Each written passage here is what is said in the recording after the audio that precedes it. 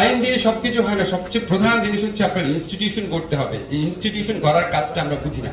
আমরা মনে করি সমস্ত সংস্কার হচ্ছে, এখন আপনারা দেখবেন অনেকে বলে সংবিধানের মধ্যে এটা ঢুকাচ্ছে, এটা ঢুকাচ্ছে, এটা ঢুকাচ্ছে, অ্যাজ ইফ সংবিধানে সবকিছু ঢুকালে সাথে সাথে মানুষটা চেঞ্জ হয়ে যাবে। পৃথিবীতে তো ওয়ান অফ দ্য বেস্ট সংবিধান হচ্ছে মালদ্বীপে। কি হয়েছে সেখানে? তারপর আপনার আরব স্প্রিং এর পর টিউনিশিয়াতে একমাত্র সংবিধান পরিবর্তন করে ভালো ভালো বিধান ঢুকিয়েছে। তারপর 10 বছরে 11 বার সরকারের পতন ঘটেছে। তারপরে যে শাসক আসছে সে আগের শাসকের চেয়ে অনেক খারাপ। আমরা এত সোজাভাবে ভাবি না যে সমস্ত সংস্কার, সমস্ত দেশ পরিবর্তন আইনে পরিবর্তন করলে হয়ে যাবে না। আপনি আসলে নিজের খাসলত বদলাইতে হবে, নিজের মানসিকতা বদলাইতে হবে। আমরা অন্যের সমালোচনা করার পরে ছিঁড়ে ফেলি এক একজনকে। যেমন ধরেন একটা প্রচলিত সমালোচনা আছে, সবাই বলবে কি আচ্ছা এই খালেদা জিয়া, তারপরে শেখ হাসিনা, তারপরে আপনার এরশাদ, এরা কেউ ক্ষমতা ছাড়ে না, উত্তরাধিকার নির্বাচন করে না, পূর্ব উত্তরসূরি কি হবে এটা ঠিক করে না। সত্যি আমরা করি। আপনি বলেন তো বাংলাদেশে বড় বড় যে পত্রিকা আছে, বড় বড় যে মানবাধিকার প্রতিষ্ঠান আছে, বড় বড় যে থিঙ্ক ট্যাঙ্ক আছে, কেউ কি উত্তরসূরি করে যায়? আমার দেখা মতে ফজলে হাসান আবেদের মতো 2-1 এক্সেপশন ছাড়া কেউ করে যায় না, কেউ করে না।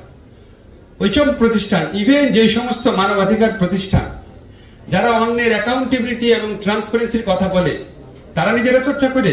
এই যে আমাদের নূর ভাই আছেন, ওনার সাথে গোপনে আমার অনেক কথা হয়েছে, সব ব্যাপারগুলো প্রকাশ করা যাবে না।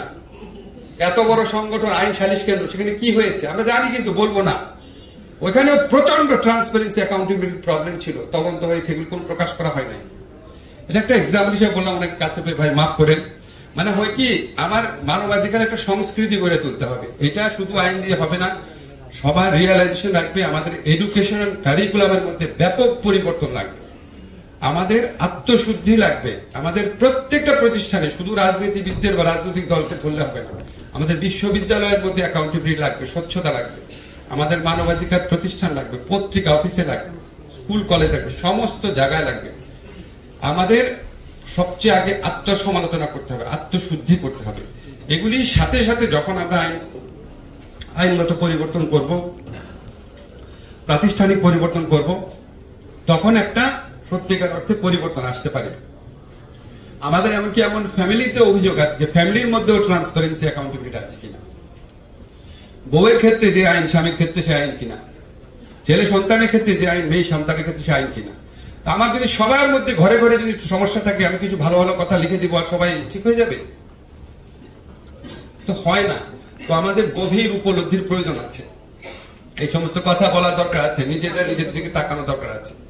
এত কিছুর পর আমরা চেষ্টা করব। এটা কিন্তু একটা মানে অনেক বড় পথের যাত্রা, এটা র্যাডিক্যালি চেঞ্জ হয়ে যাবে বিশ্বাস করি না।